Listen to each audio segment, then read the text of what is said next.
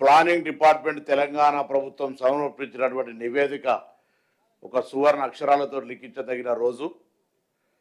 పెద్దలు చెప్పినట్టుగా 4వ తారీఖు ఫిబ్రవరి 2024 నాడు క్యాబినెట్ 4వ తారీఖు ఫిబ్రవరి 2024 నాడు క్యాబినెట్లో తీసుకున్న నిర్ణయం ప్రకారంగా అనేక దశలను అధిగమించి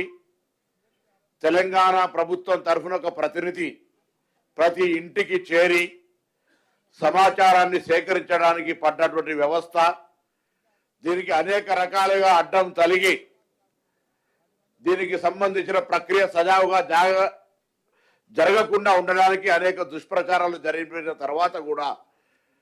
ప్రభుత్వ చిత్తశుద్ధిని గమనించిన యావత్ తెలంగాణ ప్రజలు సహకరించి ఈరోజు సమాచారాన్ని ఇచ్చి ప్రభుత్వానికి ఒక నివేదిక, ఒక పూర్తి డాటా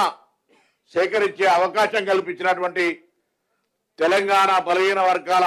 మేధావులు కావచ్చు, ఉద్యమకారులు కావచ్చు, సంఘాలు కావచ్చు,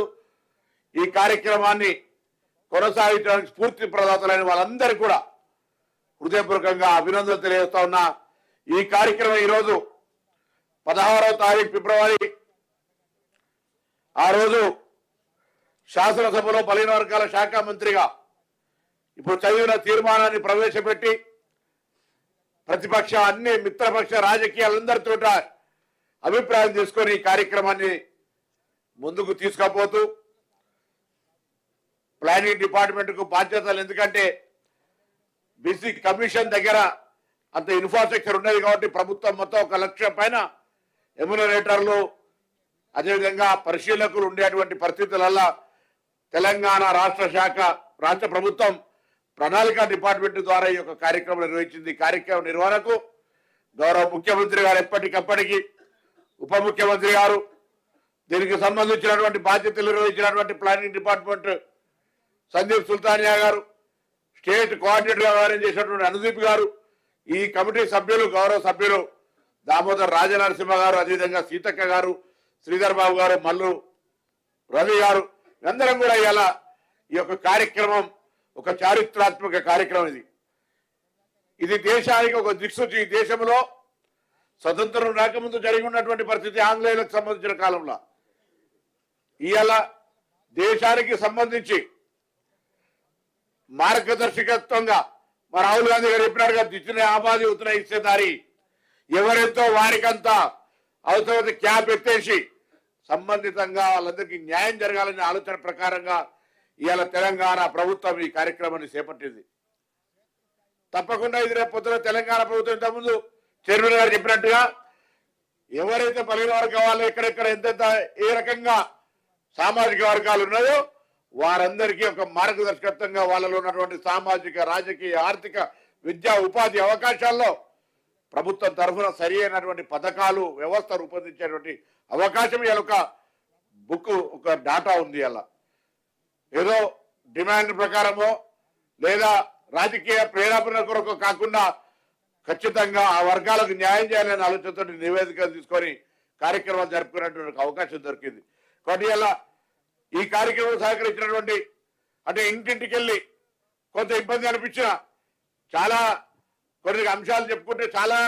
రకాలైనటువంటి ఉన్నాయి ఇందులో, అయినా అనేక ఒడుకు తొడుకులను అధిగమించి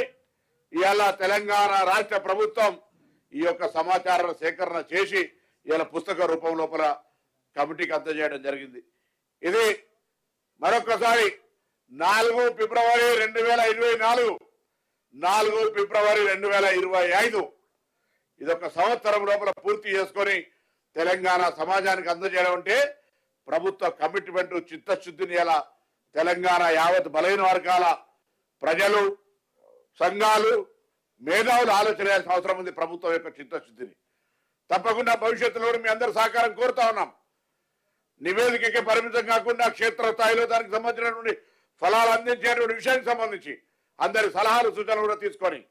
ఈ బలహీన వర్గాలకు సంబంధించి చాలా కాలంగా ఉన్నటువంటి యొక్క డిమాండ్ ఇలా దేశంలో మార్గదర్శకత్వంగా తెలంగాణ ప్రభుత్వం తీసుకుంటున్న సందర్భంగా ఇందులో భాగస్వాములైన ప్రతి ఒక్కరికి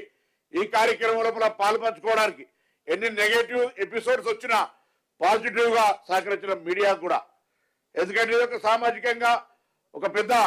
ఉద్యమం అన్నటువంటి పరిస్థితి ప్రతి వ్యక్తికి ఇందులో ఒక ఆలోచన. కాబట్టి ఇవాళ జరుగుతున్నటువంటి నివేదిక, కేబినెట్, శాసనసభ, చట్టాల లోపల ఉన్నటువంటి అన్ని రకాల అంశాలను అధిగమిస్తూ ఈ కార్యక్రమాన్ని తీసుకొని పోతున్న సందర్భంగా మరొకసారి ఇందులో భాగస్వాములైనటువంటి అధికారులందరికీ, గౌరవ ముఖ్యమంత్రి, ఉప ముఖ్యమంత్రి గారు, అదేవిధంగా సహచార ఈ కమిటీ సభ్యులతో పాటు మిగతా గౌరవ మంత్రులు, శాసనసభ్యులు, మిగతా రాజకీయ పార్టీలు, ప్రజాస్వామికవాదులు, బలైన వర్గాలు, మేధావులు అందరూ కూడా అనేక సందర్భాల్లో అనేక అంశాల్లో ప్రొఫెసర్స్, రకరకాల మేధావులతోటి ఇంటరాక్ట్ అయినాం. ఇవాళ ఇది ఒక పుస్తక రూపం